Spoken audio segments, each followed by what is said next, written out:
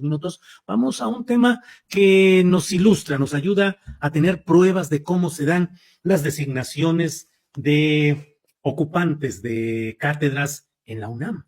Hay una serie de irregularidades que con frecuencia se han mencionado y está con nosotros José María Hernández Rivera. Él es profesor de asignatura interino en la FES Iztacala. Así es que vamos a ver lo que nos ha dicho, lo que tiene testimonios de lo que son estos procesos amañados, digo yo, pero esperemos a ver qué nos dice José María Hernández Rivera. José María, buenas tardes. Hola Julio, muy buenas tardes. ¿Sí me escuchas bien? Sí, te escuchamos, José María. ¿Tú eres profesor interino? ¿Desde cuándo? ¿En qué materia? ¿En qué plantel? Estoy por cumplir 7 años como profesor interino en la universidad en febrero del siguiente año. Y bueno, comencé impartiendo la asignatura de procesos estadísticos en la FES Iztacala, en la licenciatura en psicología. Y bueno, he impartido en realidad alrededor de 15 o 20 asignaturas en estos casi 7 años. ¿Cuánto es el pago por cada hora de clase en estas asignaturas, José María? Pues digamos que ya, para decirlo en una cifra, un aproximado de 110 pesos la hora a los profesores de asignatura A. En el caso, por ejemplo, de los ayudantes de profesor, la pasan un poco peor porque debe estar por ahí de los 85, 90 pesos la hora de clase frente a grupo. Tú buscaste acceder mediante un concurso de oposición a una titularidad. ¿Qué sucedió, José María? Sí, bueno, primero muchísimas gracias por la invitación, de verdad que agradezco muchísimo el espacio, como no tienes idea, Julio. Y quisiera decir que yo intenté acceder, algo que hay que dejar muy claro, a una plaza de asignatura de bioestadística en la licenciatura en biología en la FES Iztacala, que son 5 horas a la semana. No se vaya a pensar que es una plaza de muchísimas horas o la totalidad de mi estabilidad en el empleo. Y lo que ocurrió fundamentalmente, Julio, en las pruebas que te hice llegar, es que participamos 5 personas que concluimos ese concurso. 2 personas eran del área de esta materia en la que se encontraba bajo concurso, que es bioestadística. 3 éramos ajenas al área de otras carreras o incluso una persona de otra facultad. Y fundamentalmente había 4 jurados. 3 de esos jurados califican en términos generales a todos los participantes con calificaciones promedio de 80. Pero hay uno de los jurados que es jefe de esta asignatura de biología, que incluso fue sinodal de una de las personas que gana una de las definitividades, porque había 2 definitividades en concurso. Y esta persona, a 3 de nosotros, ajenos al área, nos califica con puntuaciones promedio de 40, y a las 2 personas de su área, incluido esta persona a la que le asesoró la tesis, les califica con puntuaciones cercanas a 80, es decir, nos califica a la mitad. Yo impugné este concurso, debidamente, como se tiene que hacer con los mecanismos que hay dentro de la universidad. Y bueno, posteriormente, algo que es importante decir es que empiezo a recabar información a través de la Plataforma Nacional de Transparencia, y me doy cuenta de esto porque todo esto que te estoy contando es, digamos, después de una búsqueda de más de medio año, de aproximadamente un año, de un viacrucis que he tenido que vivir.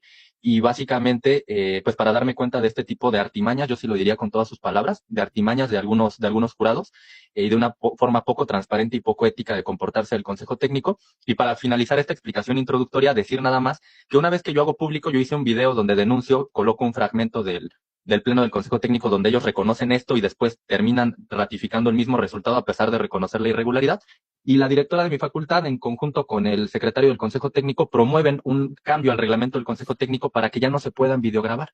Entonces, en lugar de aclarar lo que hicieron, cancelan la transparencia para que ya no nos podamos dar cuenta de cómo deciden y las discusiones, lo pongo muy entre comillas, que tienen en este órgano y en estos órganos, porque no es una cuestión solamente mía, sino es una forma sistemática en la que se actúa en la Universidad Nacional. Pues resulta muy poco congruente este tipo de calificación y además con el contexto que estás diciendo. Este video de lo que sucedió ahí, ¿lo ponemos ahora o quieres dejarlo para más adelante, José Sí, María? doy un poquito de contexto si se Sí, por pudiera. favor. Vamos a ver básicamente 4 partes. Es un video muy breve de 2 minutos y cachito. Y fundamentalmente yo lo que quisiera que vean todos los espectadores, que se puedan dar cuenta es, uno, el tipo de argumentos, entre comillas, que se dan. Van a escuchar a la directora de mi dependencia diciendo que yo soy una persona que me quejo mucho, que ni modo que los voy a tener encima, pero pues que hay que responderme. Y es la discusión, entre comillas, que se da en los órganos colegiados de la máxima casa de estudios del país. Y es increíble ver que de esa manera decidan sobre la estabilidad laboral y sobre la vida de las personas.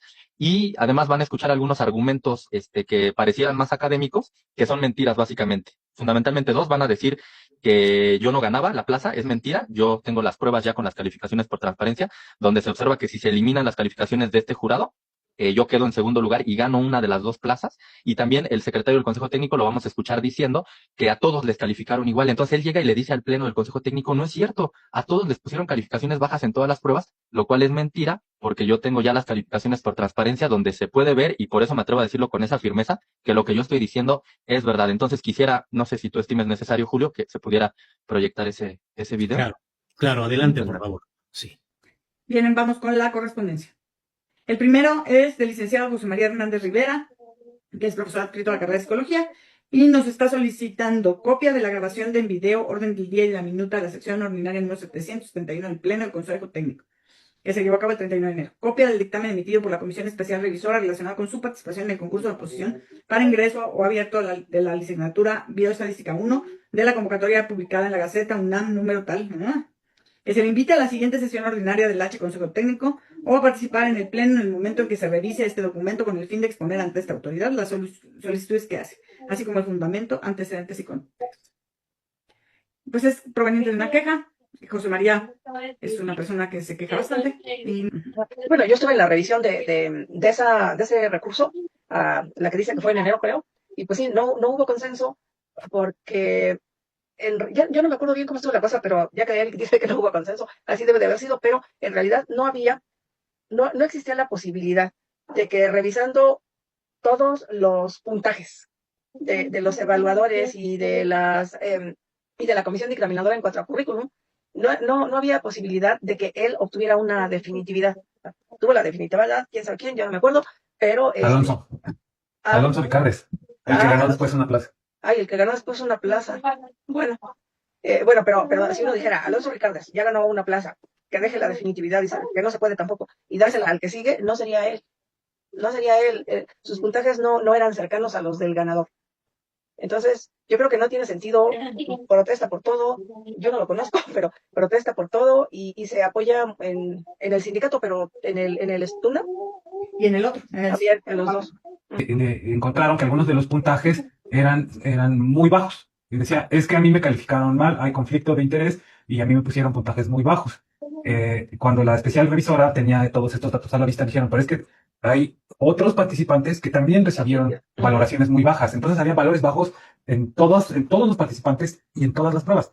Esa fue la razón por la que se concluyó, no podemos omitir la calificación de un jurado porque esto sesga el resultado. Entonces, en tanto hubieron valores bajos en este participante y en los demás, y en una prueba y en las otras, entonces no había razón para que se omitiera la calificación de alguno de los jurados. Sí, porque no hubo tendencia, pues no se le calificó bajo nada más a él, le calificó bajo a otros también. Sí. Ok. Bien, pues hay que contestarle, ni modo, y vamos a tenerlo encima preguntando y contestando todas las cosas. Vamos a tenerlo encima y todo, y además da mucha lata, protesta de todo, y se apoya en el sindicato. No, pues son graves los agravios que comete José María Hernández Rivera. Pues, ¿cómo es posible? ¿Qué nos dices además? Por otra parte, es de interés público lo que ahí discuten, pero además lo conseguiste por vía transparencia, ¿verdad, José María? Sí, claro que sí, es una solicitud de transparencia. Otra es de acceso a datos personales. Evidentemente hay algunos datos que son míos, pero yo doy mi plena autorización, ¿no? De que esto se sepa, porque claro que es de interés público. Quiero resaltar una parte, Julio, si me lo permites. Hay una consejera que dice, protesta por todo. Yo no lo conozco, pero protesta por todo. Ese es el nivel de discusión que hay en la Universidad Nacional. O sea, es verdaderamente increíble. Y sí quisiera decirte también que esta denuncia la hago porque a lo mejor va a parecer atípico, ¿no? ¿Por qué aparece de pronto un profesor interino? Pues porque la realidad y lo que hay que decir es que hay un clima de terror en la Universidad Nacional, donde hay unas reprimendas espectaculares a todo aquel que se quiera oponer a lo que la burocracia dorada de la universidad señale como lo adecuado. Y bueno, si piensas diferente, pues se te van encima a mí, a otros compañeros y a mí, se nos han ido encima, nos han calumniado, tenemos compañeros rescindidos por cuestiones políticas. O sea, hay un actuar que verdaderamente está mal en la Universidad Nacional y no me parece y no creo que esté bien que no se sepa cómo actúan, ¿no? Algunas personas que se han tratado de apoderar de nuestra universidad, como si fuera de ellos y como si fuera pues algo para servirse a intereses particulares. José María, lo peor de todo es que no es un caso excepcional, no es un asunto solo relacionado contigo que has tenido el valor y la decisión de decirlo, sino que al parecer es algo muy extendido, José María. Sí, de hecho, pues podríamos mostrar cifras. Yo pedí también por transparencia cifras, porque las cifras de la universidad son muy raras, las publican de una manera muy poco transparente.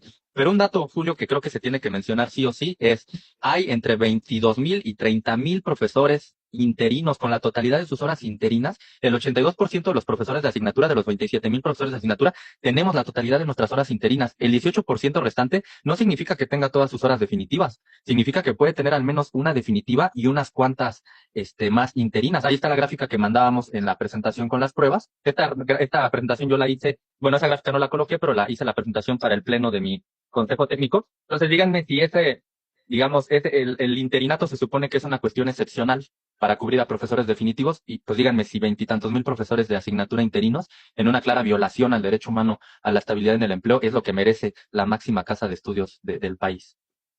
Bien, ¿qué reacción ha habido, no sé, en los órganos precisamente sindicales, que finalmente, pues ni modo de estigmatizar a los sindicatos, que son organizaciones gremiales que buscan defender el interés de sus miembros? Cuando lo hacen bien los sindicatos son positivos, ya sabemos que hay sindicatos charros que obedecen a la autoridad o que llegan a arreglos, pero bueno, ¿qué hay en este sentido? ¿Qué tanto ha permeado en la comunidad de la FES Iztacala o de otras escuelas este tipo de temas, José María?